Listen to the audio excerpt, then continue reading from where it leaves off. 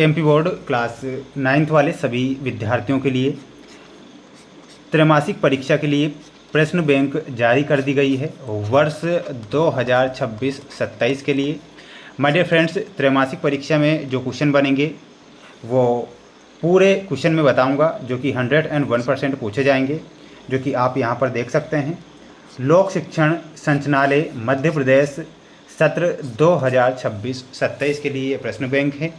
विज्ञान विषय में जितने भी क्वेश्चन बनेंगे प्रश्न बैंक से ही बनेंगे, तो इसलिए आप इस क्वेश्चन बैंक को पूरा देखें। सभी विषय की क्वेश्चन बैंक मेरे द्वारा चैनल पर अपलोड की जा रही है। साथ ही माय डियर फ्रेंड्स, जो प्रश्न बैंक का PDF है वो आपको जो मिलेगा वो हमारे ऐप पर मिलेगा। ऐप का नाम है मेंस एजुकेशन ऐप, जिसकी लिंक मैं आपको डिस्क्रिप्शन में दे रहा हूँ। तो सभी साथीगण प्रश्न बैंक की जो PDF है वो वहाँ से प्राप्त कर सकते हैं, लेकिन आंसर जो आपको मिलेंगे हमारे YouTube चैनल पर ही मिलेंगे। इसलिए आप सभी बच्चे इस प्रश्न बैंक को पूरा देखें। जैसा कि यहाँ पर आप पूरी प्रश्न बैंक बताऊँगा, जो कि आप देख सकते हैं। त्रैमासिक परीक्षा के लिए जो ब्लूप्रिंट जारी किया गया है, अंक योजना जारी की गई है, जिसका आप स्क्रीनशॉट यहाँ से लेंगे। कक्षा 9वीं वाले हैं और पूर्णांक 75 नंबर का पेपर आएगा आपका, और 3 घंटे का समय आपको दिया जाएगा, ठीक है। और कौन कौन से क्वेश्चन आएंगे, कौन कौन से चैप्टर आएंगे, जो कि आप यहाँ पर देख पा रहे हैं। जैसा कि हमारे आसपास के पदार्थ, जिसमें बहुविकल्पीय प्रश्न जो आएंगे, यानी कि ऑब्जेक्टिव टाइप क्वेश्चन 2 नंबर के, रिक्त स्थान के 2 नंबर के आएंगे, सत्य असत्य वाले भी 2 नंबर के आएंगे पहले चैप्टर से, सही जोड़ी मिलाइए से भी 2 नंबर के आएंगे, ठीक है। तो इसके बाद में 2 अंक का एक क्वेश्चन आएगा, 3 अंक का एक क्वेश्चन आएगा, यानी कि टोटल जो क्वेश्चन आएंगे पहले चैप्टर से 15 नंबर के क्वेश्चन आपके पहले चैप्टर से बनेंगे। इसके बाद दूसरे चैप्टर से जो क्वेश्चन आएंगे, ध्यान से देखिएगा, जो कि आप यहाँ पर देख सकते हैं। बहुविकल्पीय जो प्रश्न हैं वो कितने नंबर का आएंगे, 4 के आएंगे, रिक्त स्थान 3 के आएंगे, सत्य सत्य से एक भी नहीं आएगा, जोड़ी के भी नहीं आएगा, एक वाक्य वाला भी नहीं आएगा। 2 नंबर वाला एक क्वेश्चन आएगा, और इसके बाद में 3 नंबर का एक क्वेश्चन आएगा। टोटल इससे भी दूसरे चैप्टर से भी 15 नंबर के क्वेश्चन आपकी परीक्षा में बन जाएंगे। इसके बाद देखिएगा, इस तीसरा चैप्टर आएगा जीवन की मौलिक इकाई, जिसका नाम है, जिसमें रिक्त स्थान से 1 नंबर का आएगा। कुछ क्वेश्चन आएंगे 4 नंबर, 3 क्वेश्चन 2-2 नंबर के आएंगे इससे, और एक क्वेश्चन आएगा 3 नंबर का, इससे भी 15 नंबर का। 6वां जो चैप्टर है ऊतक, और 7वां जो चैप्टर है गति, इनसे भी 15-15 नंबर के क्वेश्चन आएंगे। टोटल 75 नंबर का पेपर आएगा, और टोटल 7 चैप्टर के क्वेश्चन आंसर बनेंगे त्रैमासिक परीक्षा में। ये सारी की सारी जो कि यहाँ पर इंस्ट्रक्शन आपको दिया गया है किस प्रकार से क्वेश्चन बनेंगे, ये एक बार आप ज़रूर पढ़ें। इसके बाद ये आप पहला चैप्टर देख रहे हैं, जो कि 15 नंबर का चैप्टर रहेगा, इसलिए आपको मैं ये सॉल्व करके बताऊंगा। बिल्कुल आप इस पूरे पेपर को ध्यान से देखें और अच्छे से आप इन क्वेश्चन को याद करें। क्वेश्चन नंबर फर्स्ट आप देखिएगा, जैसा कि मैं आपको बता देता हूँ यहाँ पर।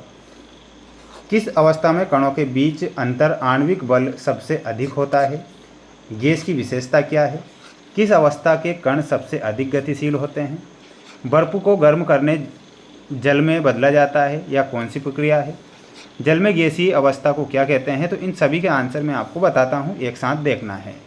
देखिएगा, आंसर आ चुका है। जैसा कि पहला क्वेश्चन था आपका कि किस अवस्था में कणों के बीच अंतर आणविक बल सबसे अधिक होता है, तो वो किस में होता है? ठोस में होता है। तो ठोस आपको ध्यान रखना रहेगा। दूसरा क्वेश्चन था आपका, जो कि मैं बता रहा हूँ, गैस की विशेषता क्या है? तो इसमें लिखना है ना तो निश्चित आकार है, ना ही निश्चित आयतन होता है, यानी कि गैस का ना तो किसी प्रकार से निश्चित आकार होता है, ना ही किसी प्रकार से निश्चित आयतन होता है। ये आपको करेक्ट करना है। सभी छात्र चैनल को सब्सक्राइब जरूर कर लीजिएगा। बिल्कुल 100% जो क्वेश्चन बताऊंगा प्रश्न बैंक से ही बनेंगे, इसलिए आप पूरा का पूरा क्वेश्चन पेपर देखिएगा। किस अवस्था के कण सबसे अधिक गतिशील होते हैं? तो इसमें आपको लिखना है गैस, ठीक है। अगला देख लीजिएगा, चौथा क्वेश्चन है आपका, बर्फ को गर्म करके जल में बदला जाता है, या कौन सी प्रक्रिया है? तो बर्फ को गर्म करके जल में बदलने की जो प्रक्रिया होती है तो उसे गलन कहते हैं। क्या कहते हैं? गलन बोला जाता है, तो गलन आपको लिखना है। अगला है, जल के गैसीय अवस्था को क्या कहते हैं? तो जल की जो गैसीय अवस्था होती है उसे वाष्प बोला जाता है, तो वाष्प आपको यहाँ पर लिखना रहेगा, ठीक है। इसके बाद में अगला क्वेश्चन देखिएगा। अगला क्वेश्चन आपका है, जो कि यहाँ पर देख पा रहे हैं, वाष्पीकरण की दर को कौन सा कारक प्रभावित नहीं करता है? दबाव बढ़ाने पर गैस का आयतन क्या होता है? तो इनके भी आंसर ध्यान से देखना है। देखिएगा, वाष्पीकरण की दर को कौन सा कारक प्रभावित करता है? तो इसमें आपको लिखना है रंग जो होता है वो प्रभावित करता है, तो रंग लिखना है। अगला देखिएगा, दबाव बढ़ाने पर गैस का आयतन क्या होता है? तो दबाव बढ़ाने पर गैस का आयतन घटता है, ये ध्यान रखना है। अगर दबाव बढ़ रहा है तो गैस का आयतन क्या हो जाएगा? घट जाएगा, ये आपको यहाँ पर ध्यान रखना है। अगला क्वेश्चन देखिएगा, अगला क्वेश्चन बता देता हूँ मैं आपको इनके आंसर, जो कि आप यहाँ पर देख पा रहे हैं। 8वां क्वेश्चन, 9वां, 10वां और 11वें का भी आंसर डायरेक्ट बताऊँगा, देखना है। देखिएगा इसमें कि गैस को द्रव में बदलने की प्रक्रिया को क्या कहते हैं?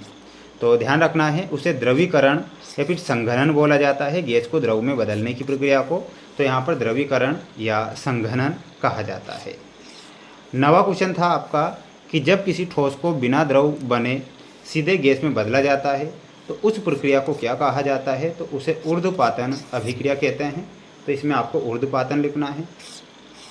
कौन सी अवस्था सबसे अधिक संपीड़नीय होती है? तो इसका आंसर हो जाएगा गैस। अगला देखिएगा, किस प्रक्रिया में गैस सीधे ठोस में परिवर्तित होती है? तो ऊर्ध्वपातन की जो अभिक्रिया होती है जिसमें गैस जो होती है सीधे ठोस में परिवर्तित हो जाती है, ये आप यहाँ पर करेक्ट ध्यान रखेंगे। इसके बाद देखिएगा माय डियर फ्रेंड्स, ये जो आप रिक्त स्थान देख पा रहे हैं इन सभी के आंसर मैं आपको बताने जा रहा हूँ, तो बिल्कुल ध्यान से देख लीजिए और याद तो आपको करना ही पड़ेगा, क्योंकि 15 नंबर का पहले चैप्टर से आएगा, 15 दूसरे से आएगा, इस प्रकार सभी के आंसर बता रहा हूँ। देखिएगा, रिक्त स्थान में पहला क्वेश्चन था कि द्रव का वाष्प में बदलना वाष्पीकरण कहलाता है। तो इसमें आपको क्या फील कर आना है? वाष्पीकरण फील करके आना है कि द्रव का वाष्प में बदलना वाष्पीकरण कहलाता है, तो वाष्पीकरण लिखना है। गैस का द्रव में बदलना क्या कहलाता है? तो देखिएगा, द्रव का वाष्प में बदलना वाष्पीकरण और गैस का द्रव में बदलना क्या कहलाता है? उसे हम संघनन कहते हैं। तो ये दोनों चीज़ें आपको याद होना चाहिए। तीसरा क्वेश्चन है कि जल का क्वथनांक कितना होता है? तो 100 डिग्री सेल्सियस होता है। तो क्या फील करना है? जल का जो क्वथनांक होता है वो 100 डिग्री सेल्सियस होता है, जो कि आप यहाँ पर प्रश्न बैंक में देख रहे हैं। जब किसी पदार्थ को बिना द्रव बने सीधे गैस में बदला जाता है तो उसे क्या कहते हैं? तो उसे ऊर्ध्वपातन कहते हैं। इसमें आपको फील करना रहेगा, ऊर्ध्वपातन कहते हैं जब किसी पदार्थ को बिना द्रव बने सीधे गैस में बदला जाना। 5वां क्वेश्चन देखिएगा, गैस से ठोस में सीधे परिवर्तन को क्या कहते हैं? तो उसे क्या बोला जाता है? उसे निक्षेपण बोला जाता है। तो ध्यान रखना है, गैस से ठोस में सीधे परिवर्तित को निक्षेपण कहते हैं। 6वां है, द्रव में आपसी आकर्षक बल की तुलना में कम होता है। तो यहाँ पर आपको लिखना है, फील करना है ठोस की तुलना में। 7वां क्वेश्चन है आपका कि ठोस कार्बन डाइऑक्साइड को शुष्क बर्फ के नाम से जाना जाता है। किस नाम से जाना जाता है? शुष्क बर्फ के नाम से ठोस कार्बन डाइऑक्साइड को जाना जाता है। ये आप यहाँ पर करेक्ट करेंगे। इसके बाद हम बढ़ेंगे हमारे अगले क्वेश्चन की ओर, जो कि आप यहाँ पर सत्य और असत्य वाले क्वेश्चन देख रहे हैं। इन सभी के आंसर बता रहा हूँ, तो ध्यान से आपको देखना है और याद करना है। देखिएगा, आंसर आ चुका है जो कि आपसे पूछा गया था। यहाँ पर ध्यान से आपको देखना है, पहला नंबर का क्वेश्चन है आपका, है ना। थोड़ा सा 1 मिनट रुकना है आपको। और सभी स्टूडेंट्स एक बार वीडियो को लाइक ज़रूर कर दीजिएगा और चैनल पर नए हैं तो सब्सक्राइब जरूर करके रखना है। देखिएगा, यहाँ पर पहला हमारा था कि गैस सबसे अधिक संपीड़नीय अवस्था होती है। तो ये आपको क्या लिखना था? पहला सत्य था। ठोस के कण स्वतंत्र रूप से गति करते हैं, तो ये आपका असत्य होगा। तीसरा है, जब कोई द्रव गैस में बदला जाता है तो इसे संघनन कहते हैं, तो ये आपको असत्य लिखना है। इसके बाद में चौथा आपका क्वेश्चन था कि वाष्पीकरण दर पर हवा की गति का कोई प्रभाव नहीं पड़ता है, ये असत्य होगा। ठीक है, ऊष्मा देने से कणों की गतिज ऊर्जा बढ़ती घटती है, तो ये भी असत्य होगा। बर्फ ठोस से जल द्रव बनने की प्रक्रिया को गलन कहते हैं, तो ये आपको सत्य लिखना है। स्क्रीनशॉट ले लीजिएगा आप, है ना, इनका बिल्कुल। गैसों का ना तो कोई निश्चित आकार होता है ना ही निश्चित आयतन होता है, ये सत्य है।